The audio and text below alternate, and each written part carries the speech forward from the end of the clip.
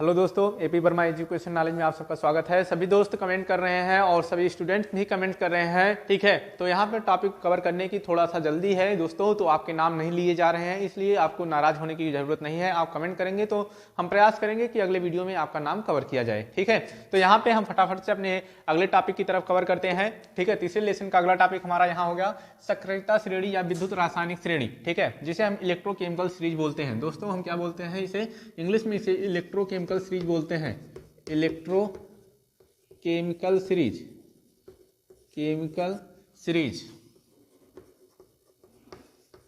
तो दोस्तों इसे इंग्लिश में हम इलेक्ट्रोकेमिकल सीरीज बोलते हैं या वैद्युत रासायनिक श्रेणी या सक्रियता श्रेणी बोलते हैं। वैद्युत रासायनिक श्रेणी या सक्रियता श्रेणी क्या होता है, जिस भी स्टूडेंट को नहीं समझ में आ रहा कि वीडियो को कैसे देखना है, तो थंबनेल या जो है उसमें जो डिस्क्रिप्शन या जो हम जो भी टाइटल लिखते हैं, वो टाइटल में लेक्चर नंबर लिखा होता है। लेक्चर नंबर को किसी इस तरह से हम यहाँ पर लिख देते हैं। और किसी स्टूडेंट को जो है हमारे वीडियो देखने में प्रॉब्लम होती है कि उन्हें जो है क्लियर नहीं दिखाई देता। स्टूडेंट आपको देखने में थोड़ी सी दिक्कत हो रही है, लेकिन वो वीडियो क्लियर है। आप अपने जो है मोबाइल के कार्नर पॉइंट पे जाएंगे, जैसे यहाँ पर हम देख लेते हैं, एक मिनट थोड़ा सा रुक के, ये हमारा फोन हो गया। फोन के कार्नर पॉइंट पे देखेंगे तो आपके ऐसे 3 डॉट्स होंगे। ठीक है, इस 3 डॉट्स वाले पॉइंट पे आप क्लिक करेंगे, तो क्लिक करने के पश्चात आप वहां से अंदर से फीचर से अपनी क्वालिटी को बढ़ा लीजिए। क्वालिटी को आपको जो है 480 पे कर देंगे। 480 की क्वालिटी आपको दिया जा रहा है। 480 पे अगर आप कर देंगे तो आपके जो है बोर्ड पे क्लियर जो है स्क्रीन में सारी चीज दिखाई देंगे। तो दोस्तों आपको दिक्कत लेने की जरूरत नहीं है, पीछे के भी वीडियो सारे क्लियर हैं। अगर आपको नहीं दिखाई दे रहे हैं तो अपनी क्वालिटी को जरूर क्लियर कर लीजिए, जिससे आपको कोई प्रॉब्लम ना होने पाए, सारे वर्ड्स आपको कंप्लीटली दिखाई दे और आप अच्छे से कवर कर सके। और हिंदी मीडियम के होने के साथ साथ आप अपनी पूरी पावर दिखाइए कि हम हिंदी मीडियम के हैं, लेकिन हमें पूरी नॉलेज है, हर एक चीज को हम अच्छे से जानते हैं और जानने के साथ साथ हम उसे पहचानते भी हैं। तो यहाँ पे हम अपना काम कर रहे हैं, तो दोस्त आप भी अपना काम करिए, थोड़ा सा मदद करिए सब्सक्राइब कराने में। ठीक है, और आपको कुछ नहीं करनी है, उंगली ही थोड़ा सा और चला देना। आपके लिए ठंडी के मौसम में भी वीडियो अच्छे से बनाने का हम प्रयास कर रहे हैं और दे रहे हैं। ठीक है, तो सक्रियता श्रेणी, विद्युत रासायनिक श्रेणी या इलेक्ट्रोकेमिकल सीरीज। ठीक है, तो इसे हम कवर करते हैं। तो सक्रियता श्रेणी या वैद्युत रासायनिक श्रेणी क्या होते हैं, तो दोस्त वे श्रेणी या वे क्रम जो हमारे धातु होते हैं उनकी क्रियाशीलता जिस आधार पे है, क्रियाशीलता मतलब वे कितने ज्यादा, कौन से धातु हमारे सबसे अधिक क्रियाशील है और कौन से धातु कम क्रियाशील है, उनके सही क्रम को व्यवस्थित किया गया है। जैसे कि आप जानते हैं कि हमारे जो सिस्टम होता है, जैसे हमारे मान लो एक समाज को चलाने के लिए एक सिस्टम बनाया गया है जिसे हम जो है पॉलिटिक्स बोलते हैं। ठीक है, चलो कानून ही हम बोलते हैं या राजनीति बोलते हैं। तो राजनीति या पूरे देश को चलाने के लिए एक सिस्टम होता है, उसमें सारे सिस्टम को हम एक क्रमबद्ध में किए हैं। जैसे हमारे भारत के जो प्रथम नागरिक होते हैं, हमारे प्रेसिडेंट होते हैं, जिसे हम राष्ट्रपति बोलते हैं। ठीक है, राष्ट्रपति बोलते हैं। तो अभी हमारे जो प्रेजेंट राष्ट्रपति हैं, आप इसे भी जानते रहिए कि प्रेजेंट राष्ट्रपति जो है हमारे, वो जो हमारे द्रौपदी मुर्मू जी हैं। ठीक है, महामहिम द्रौपदी मुर्मू जी हैं। ठीक है, तो ये हमारे जो सर्वोच्च नागरिक हैं भारत के। ठीक है, सर्वोच्च या प्रथम नागरिक हैं जो हमारे द्रौपदी मुर्मू हैं, और उनके नीचे हमारे जो है फिर पीएम होते हैं, प्रधानमंत्री होते हैं, फिर उनके नीचे मुख्यमंत्री होते हैं, फिर मुख्यमंत्री के नीचे जो हमारे डीएम होते हैं, और डीएम के नीचे ऐसे सारे क्रम जो है होते हैं। मतलब जिसकी जितनी पावर होती है उससे ऊपर होता है, उसे सबसे ज्यादा वरीयता दी जाती है। ऐसे धातुओं में भी हमारे क्रम होते हैं। ठीक है, धातुओं के भी हमारे ऐसे क्रम हैं जिनकी जितनी क्षमता है, जो ज्यादा रिएक्टिव है, ज्यादा क्रियाशील है, उन्हें ज्यादा ऊपर रखा गया है। जो कम क्रियाशील है उन्हें और नीचे तक जो है क्या किया गया है दोस्तों, रखा गया है। तो उसी क्रम के आधार पे हम यहाँ पे जो है अपना काम कवर करते चलेंगे, और हम जितना जल्दी कवर करेंगे, यहाँ सुनाई दे रहा है कि आप सबका पेपर जो है कि फरवरी के लास्ट, फरवरी जो है 15 फरवरी के बाद कभी भी शुरू हो सकता है, और मार्च में जो है दीपावली से होली से पहले खत्म करने की व्यवस्था की जा रही है। ठीक है, तो यहाँ होली से पहले खत्म करने की व्यवस्था की जा रही है। तो दोस्तों आप जो है तैयारी करते रहिए लगातार। हम भी अपने यहाँ से प्रयास कर रहे हैं कि आपको जो है होली से पहले सारे मैटर को हम क्लियर करके जो है यहाँ से प्रोवाइड कर दें। इसीलिए हम जो है एक दिन में अब 2-3 वीडियो जो है देने का प्रयास कर रहे हैं। ठीक है, तो यहाँ से हम देखते हैं कि हमारे वैद्युत रासायनिक श्रेणी क्या होते हैं, तो वैद्युत रासायनिक श्रेणी वह श्रेणी क्रम होता है, धातुओं का क्रम होता है। जो कम क्रियाशील होते हैं उन्हें सबसे नीचे और जो ज्यादा क्रियाशील होते हैं उन्हें ऊपर रखा गया है। तो इनकी जो रासायनिक श्रेणी जो होती है बहुत लंबी है, लेकिन हाई स्कूल के पर्पज के लिए जितना होता है उतना हम यहाँ पे आपको जो है अच्छे से समझा देंगे ट्रिक के माध्यम से। ठीक है, तो ट्रिक के माध्यम से जो समझना है तो आप फटाफट से अपने कॉपी कलम को ले लीजिए और आगे के काम हम जो है क्या करते हैं।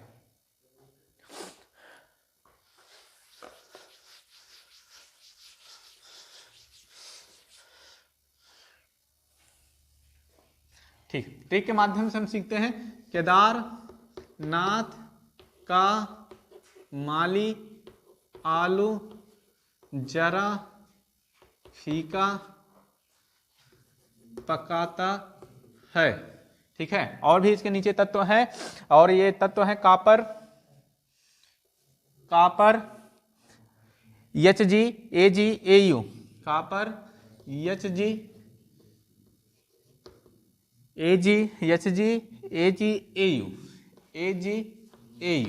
ठीक है, तो दोस्तों इतना हाई स्कूल के लिए बहुत इंपॉर्टेंट है, इतने में से उनका काम जो है चल जाता है। ये वैद्युत रासायनिक श्रेणी है। सबसे जो है हमारे रिएक्टिव जो होते हैं हमारे यहाँ पे जो है यहाँ दिया गया है, ये हमारे पोटेशियम सबसे ज्यादा क्रियाशील धातु होते हैं। ठीक है, इन्हें सबसे ऊपर जो है रखा गया है इसलिए कि ये ज्यादा क्रियाशील होते हैं। फिर उनके नीचे रखा गया जो उनसे कम क्रियाशील होते हैं, फिर उनसे कम क्रियाशील होते हैं। यहाँ पोटेशियम हो गया, sodium, calcium, magnesium, aluminium, zinc, iron और लेड और हाइड्रोजन, और ये सब जो है हमारे सबसे कम क्रियाशील धातु होते हैं। ठीक है, जो हाइड्रोजन से नीचे रखे गए हैं वो सबसे कम क्रियाशील धातु हैं हमारे। ऐसे कुछ क्रम में इसे व्यवस्थित किया गया है। इसे याद करने के लिए आपको ट्रिक बताया गया कि ट्रिक में हम ऐसे याद करेंगे कि केदारनाथ का माली आलू जरा फीका पकाता है। ठीक है, ये हम याद कर लेंगे, रट लेंगे इसे। CuHgAg और Au, copper, mercury, silver, gold, ये इतने धातु हम जो है क्या करेंगे याद कर लेंगे। ठीक है, ये सबसे कम क्रियाशील धातु होते हैं। ठीक है, इनकी क्रियाशीलता जो है हाइड्रोजन से भी हमारे कम होते हैं। ठीक है, जो ये हाइड्रोजन को भी रिप्लेस नहीं कर सकते।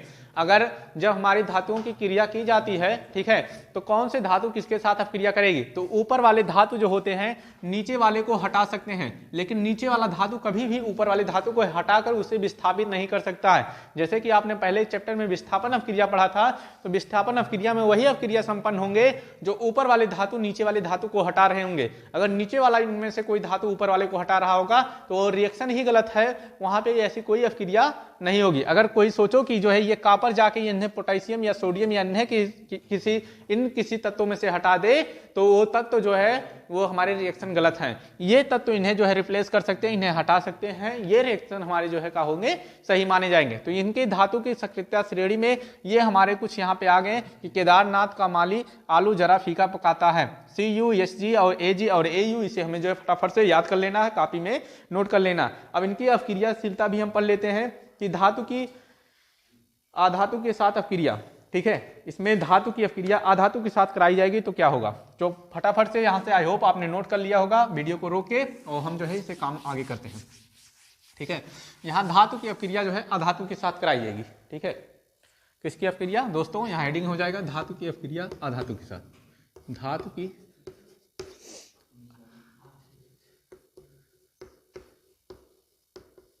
अपक्रिया आधातु के साथ।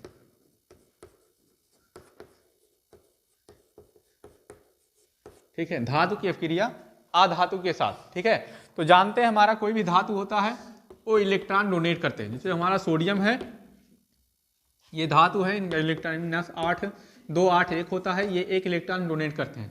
क्लोरीन होता है 17 होता है और ये 1 इलेक्ट्रॉन गेन करते हैं, 2 8 7 होता है। ठीक है, हमेशा धातु इलेक्ट्रॉन देते हैं और आधातु इलेक्ट्रॉन लेते हैं। धातु इलेक्ट्रॉन देकर धनायन बनाते हैं तथा आधातु इलेक्ट्रॉन लेकर क्या बनाते हैं, ऋणायन बनाते हैं। तो ये दोनों हमेशा आपस में अपक्रिया करते हैं। अपक्रिया करने के पश्चात NaCl बनाते हैं। क्या बनाते हैं, NaCl बनाते हैं। और ये आयनिक अपक्रिया होती है। कैसी होती है, आयनिक अपक्रिया होती है।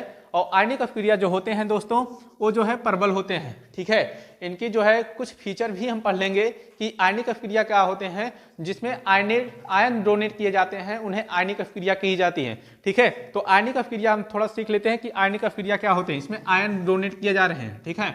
तो आयनिक अपक्रिया के कुछ हम फीचर यहाँ पे देख लेते हैं कि आयनिक अपक्रिया क्या होते हैं दोस्तों। फटाफट से इसी वीडियो के माध्यम से हम कवर कर लेते हैं आयनिक अपक्रिया। आयनिक अपक्रिया, तो दोस्तों आयनिक अपक्रिया के माध्यम से हम इसमें कवर कर लेते हैं कि आयनिक अपक्रिया के कुछ फीचर कौन कौन से हैं। तो आयनिक अपक्रिया के गुणधर्म में इसके भौतिक गुण जो देखा जाता है, तो ये कठोर व ठोस होते हैं, ये समानता भंगुर नहीं होते हैं। इनके भौतिक गुण जो होते हैं आयनिक अपक्रिया के, ठीक है, ये कठोर तथा जो है ठोस होते हैं और समानता ये भंगुर होते हैं, ठीक है। और गलनांक और क्वथनांक, घुलनशीलता, ठीक है, विद्युत चालकता, इनके कुछ पॉइंट्स हमें देखने हैं, ठीक है। तो पहले आयनिक अपक्रिया क्या होते हैं, तो आयनिक अपक्रिया इसमें दो विपरीत आवेश होते हैं। विपरीत मतलब एक धनायन होना चाहिए, एक ऋणायन होना चाहिए। ये दोनों आपस में जब जुड़ते हैं, जैसे यहाँ Na और Cl हमारा आपस में जुड़ा, ठीक है, और NaCl बना लिया, ठीक है। और यहाँ पे ये दो विपरीत आवेश थे, एक में धनायन चार्ज होता है, एक ऋणायन होता है। तो विपरीत चार्ज वाले जब आपस में विद्युत बल के द्वारा जो जुड़ते हैं, विद्युत बल के द्वारा, रासायनिक श्रेणी के विद्युत बल के द्वारा जब आपस में जुड़ते हैं, तो प्रबल से जुड़ते हैं, मजबूती से जुड़ते हैं, उसे आयनिक अपक्रिया कहते हैं। दोस्तों फिर से कॉन्सेप्ट आसानी से क्लियर करना है, आयनिक अपक्रिया क्या होती है। तो आयनिक अपक्रिया में हमारे आयन से भाग लेते हैं। क्या लेते हैं दोस्तों, आयन से भाग लेते हैं। जैसे हमारा सोडियम के ऊपर प्लस चार्ज होता है और Cl के ऊपर माइनस चार्ज होता है, ये दोनों आयंस भाग लेकर यहाँ NaCl बनाते हैं, ठीक है। और NaCl जब ये बना रहे हैं तो ये वैद्युत बल के द्वारा आपस में आकर्षित हो रहे हैं और आकर्षित होने के साथ साथ मजबूती से ये जुड़ते हैं, ठीक है। और इनके कुछ हम आयनिक अपक्रिया के कुछ जो इसके फिजिकल प्रॉपर्टीज देख लेते हैं, भौतिक गुण देख लेते हैं, फिजिकल प्रॉपर्टीज देख लेते हैं, प्रॉपर्टीज भौतिक गुण। इंग्लिश भी पढ़ते रहिए थोड़ा थोड़ा और मुस्कुराते रहिए और जो है काम करते रहिए, ठीक है। मुस्कुरा के पढ़िए और काम जो है अच्छा होता रहे, और चैनल को सब्सक्राइब करिए, ठीक है। फिर तो फिजिकल प्रॉपर्टीज इसे हम देखते हैं। तो फिजिकल प्रॉपर्टीज क्या होते हैं दोस्तों हमारे, तो इसके जो फिजिकल प्रॉपर्टीज होते हैं, ये ठोस होते हैं और जो है कठोर होते हैं, हार्ड होते हैं। कैसे होते हैं, ठोस के साथ साथ ये हार्ड भी होते हैं, ठीक है। ये ठोस होते हैं, कठोर होते हैं, और इनकी विद्युत चालकता अगर देखी जाए, विद्युत में इनकी चालकता देखी जाए, विद्युत चालकता, अगर ये विद्युत चालकता इनकी देखी जाए, अगर ये द्रव अवस्था में रहेंगे, लिक्विड में रहेंगे, ठीक है, पानी जैसे अगर रहेंगे, ये कैसे रहेंगे, पानी जैसे रहेंगे, तो उसमें से विद्युत चालन होगा, क्या होगा, विद्युत की प्रवाह होगी, इलेक्ट्रिक जो है उसमें से क्या होगा, जाएगा, ठीक है। अगर पानी जैसे रहेंगे तो इलेक्ट्रिक जाएगा। जैसे आप देखते हैं कि पहले घरों पे जो होता है एक लाइन आती थी और एक लाइन घर पे जो है बनाई जाती थी, उसमें हम नमक उमक ले जाकर डाल देते थे और उसमें पानी डाल देते थे, ठीक है। तो जब हम नमक उमक उसमें डाल देते थे तो वहां पे हमारे जब नमक डालते थे तो वो नमक जो है उसमें से इलेक्ट्रिक प्रवाहित करते थे, जिससे करंट ज्यादा फ्लो होता था, ठीक है। तो इसमें जो है हमारी विद्युत चालकता होगी, और ये द्रव अवस्था में अगर रहेंगे तो इसमें से विद्युत चालन होगी। अगर ये ठोस अवस्था में रहेंगे तो इसमें से विद्युत का चालन नहीं होगा। अगर ये ठोस अवस्था में है तो इलेक्ट्रिक का प्रवाह इसमें से नहीं होगा दोस्तों। तो विद्युत चालकता में ये अगर ठोस अवस्था में है तो इसमें विद्युत का चालन नहीं होगा, अगर ये द्रव अवस्था में है तो विद्युत का चालन होगा आयनिक वाले में, ठीक है। और इसका हम देखते हैं इसका गलनांक और क्वथनांक। तो जो विद्युत वाले होते हैं इनका गलनांक और क्वथनांक जो है उच्च होता है, ठीक है। क्या होता है, उच्च होता है, ठीक है। और ये जो है जल में घुल जाते हैं, लेकिन मिट्टी के तेल और जो है डीजल पेट्रोल इन सभी में ये जो है घुलते नहीं है, ठीक है। अब दोस्तों और एक पॉइंट इसमें हम कवर कर लेते हैं फटाफट से, इनकी जो विद्युत चालकता हो गई, घुलनशीलता भी हो गया, ठीक है। घुलनशीलता में ये पेट्रोल में नहीं घुलते हैं। तो सारे टॉपिक लगभग हमारे कवर हो चुके हैं, पॉइंट करके आप लिख लेंगे। और आगे हम अगला टॉपिक अपना कवर करेंगे दोस्तों। अगला टॉपिक है हमारा अयस्क क्या होते हैं और अयस्क को कैसे प्राप्त की जाती है, मतलब धातु की प्राप्त करने की प्राप्ति या अथवा धात्विकता, ठीक है। तो अयस्क, ओरे और ये सब गलनांक उल्लांक वाले जो पॉइंट है हमारे, खनिज लवण, ठीक है, भर्जन, निष्ठापन, ये सारे जो टॉपिक हैं अगले नेक्स्ट वीडियो में जो है क्या करेंगे, कवर करेंगे। इस वीडियो में आप इतनी देर तक बने रहे, इसके लिए आपको बहुत ढेर सारी शुभकामनाएं, धन्यवाद। और आप हिंदी मीडियम के होने के साथ साथ आप चैनल को ग्रो करा रहे हैं, तो इसमें आपका विशेष योगदान है। आप आइए, कभी मिलिए तो आपके साथ खूब बात की जाएगी और पार्टी वार्टी भी होगी।